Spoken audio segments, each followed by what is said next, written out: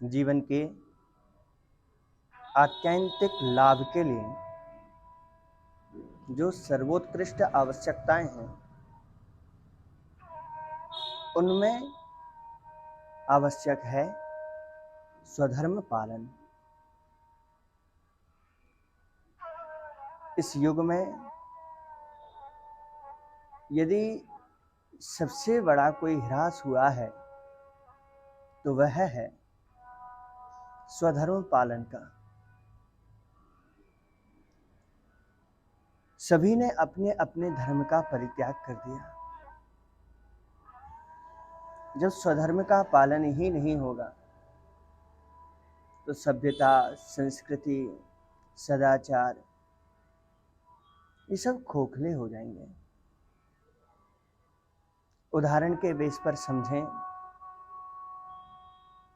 तो हमारे शरीर में, मानव शरीर में 5 तत्व उपलब्ध हैं।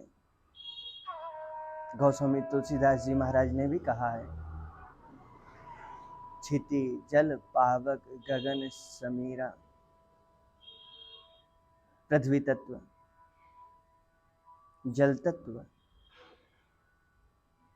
वायु तत्व, अग्नि तत्व, आकाश तत्व। ये 5 तत्वों से मिलकर यह हमारा नश्वर शरीर बना है। गजब की बात यह है कि इस नश्वर शरीर में जो 5 तत्व हैं, अपने अपने स्वधर्म के साथ हैं। क्या ऐसे 5 तत्वों के द्वारा बने हुए शरीर में उन 5 तत्वों का जो धर्म है, हम उसका पालन कर रहे हैं? पृथ्वी का स्वाभाविक गुण है क्षमा,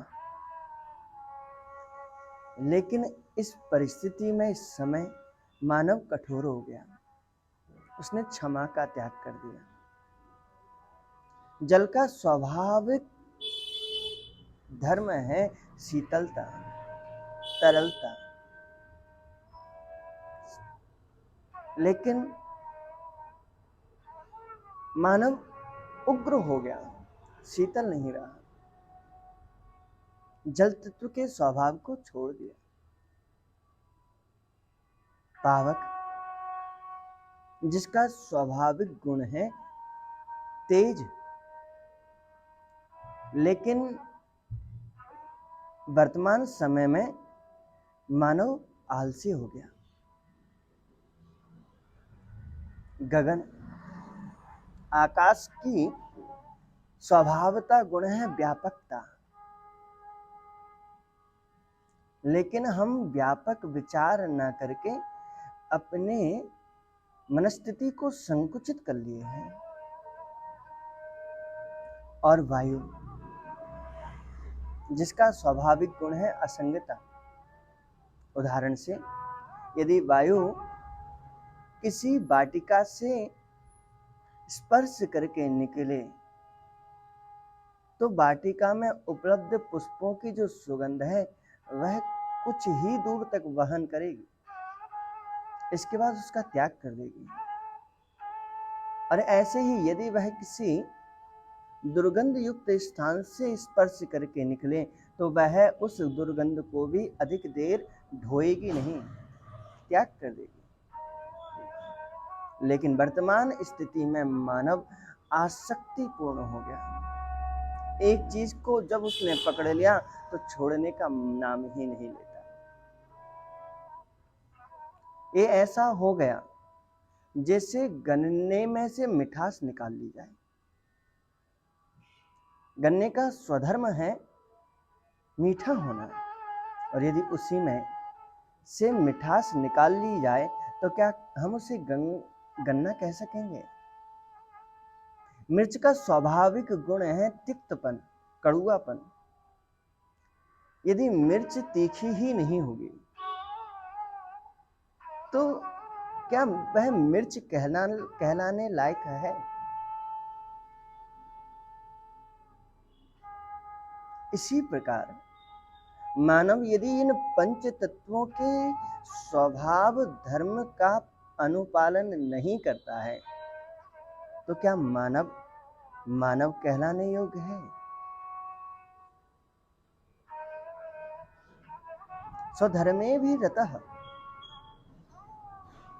धर्मम चर सत्यम वद, इन महावाक्यों का अभिप्राय यही है कि जो शरीर आपको मिला है, जिन तत्वों से मिला है, उन तत्वों के धर्मों का तो अनुपालन करो कम से कम।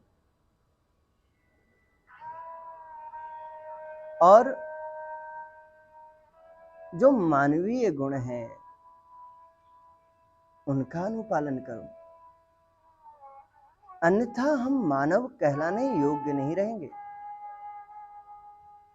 जीवन की परिधि बड़ी विशाल है, इस परिधि में मानवीय गुणों का आचरण करें,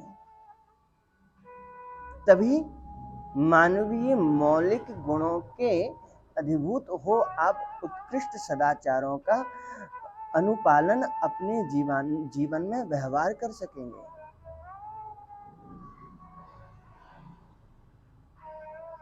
अन्यथा यह मनुष्य बिना विषाण पुच्छ हीन पशु रह जाएगा। त्याग नहीं रहेगा, क्षमा नहीं रहेगी, असंगता नहीं रहेगी, शीतलता नहीं रहेगी, आलस्य रहेगा, तेज नहीं रहेगा, उत्साह नहीं रहेगा, तो ये मानव के रूप में मात्र ढांचा रहेगा, मानव नहीं। इन बातों पर विचार करें, अपने मानवीय गुणों का जो कसौटियां हैं उन पर अपने आप को कसें। सिर्फ मानवीय जीवन नहीं, दिव्य मानवीय जीवन को जिएं, तभी यह लोक और परलोक, संस्कार, संस्कृति, सदाचार अक्षुण्ण रहेंगे। अन्यथा जिस प्रकार मानव का ह्रास हो रहा है, मानवीय गुणों का ह्रास हो रहा है, दिन ब दिन बद से बदतर होता जाएगा। जय श्री राम।